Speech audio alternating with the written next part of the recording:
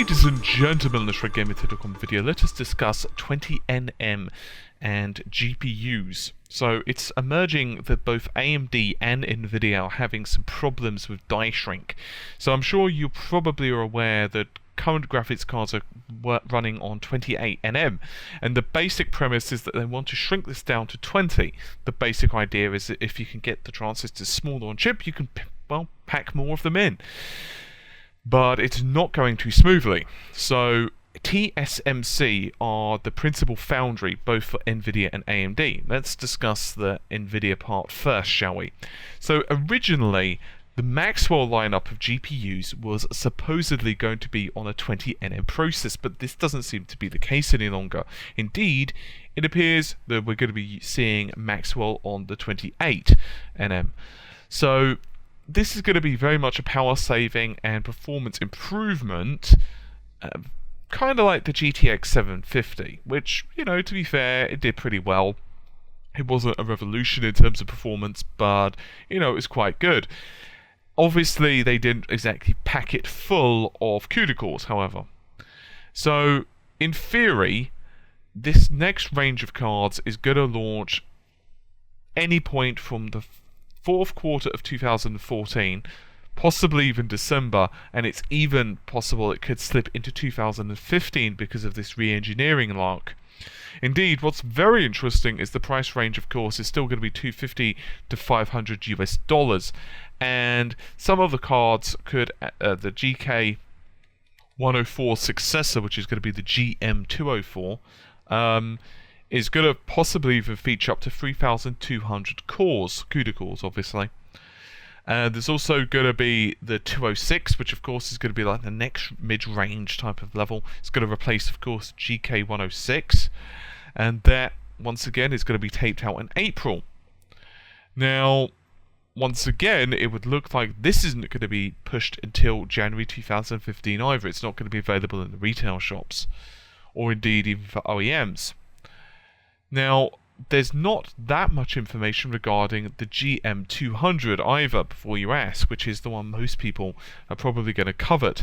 However, once again, there's no information regarding that, and we also expect that, you know, we want there to be a good performance improvement, and hopefully more memory, which obviously Nvidia got a little bit of stick regarding the amount of VRAM that they put on the GTX 780 and 780 Ti.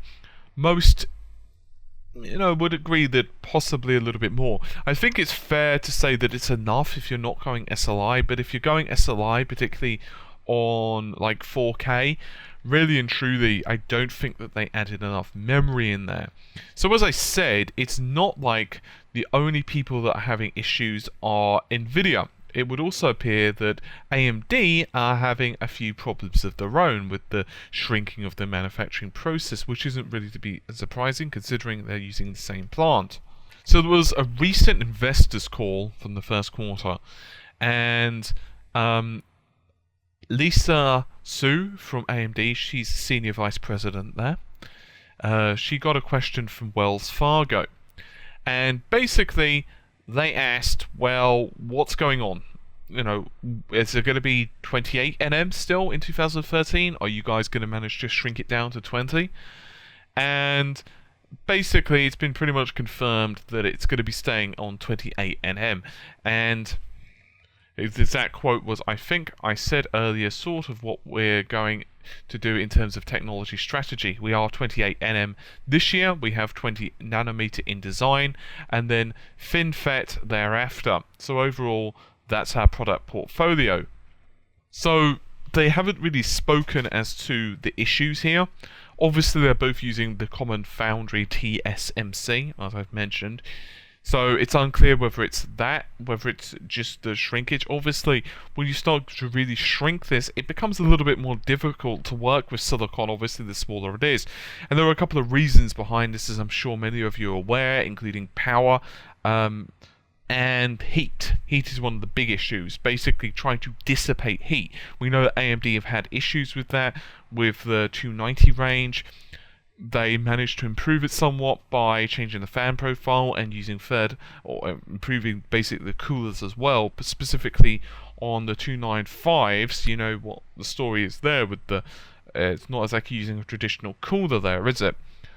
But let's just be honest, it's going to be a lot worse on the 20nm. However, having said that, the 750s do seem to be pretty overclockable, but obviously they're not exactly pushing the limits of the silicon in terms of the shader count either, so I guess we're just going to have to kind of see what happens. Anyway, hopefully you've enjoyed the relatively brief video.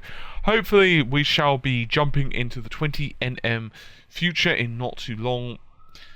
And I know what you're going to probably be thinking to yourselves. Well, okay, I am stuck on a graphics card like, I don't know, I'd say the GTX 670, just for example, throwing out there, or equivalent from AMD. Should I upgrade this year? Well, here's the thing. It depends on your kind of needs, and I don't think you should upgrade because it's 20nm. I think you should upgrade, you know, based upon the pricing. And to be honest, there are some really good graphics card deals out there right now, both from Nvidia and AMD. So if you're thinking of upgrading, I don't really think it's worth waiting. Potentially, let's just round it up and say 9 months. On the other hand, something faster is always around the corner. Anyway, now I've left you with some confusion. I feel that my job is done. I'll see you soon. Take care and bye for now.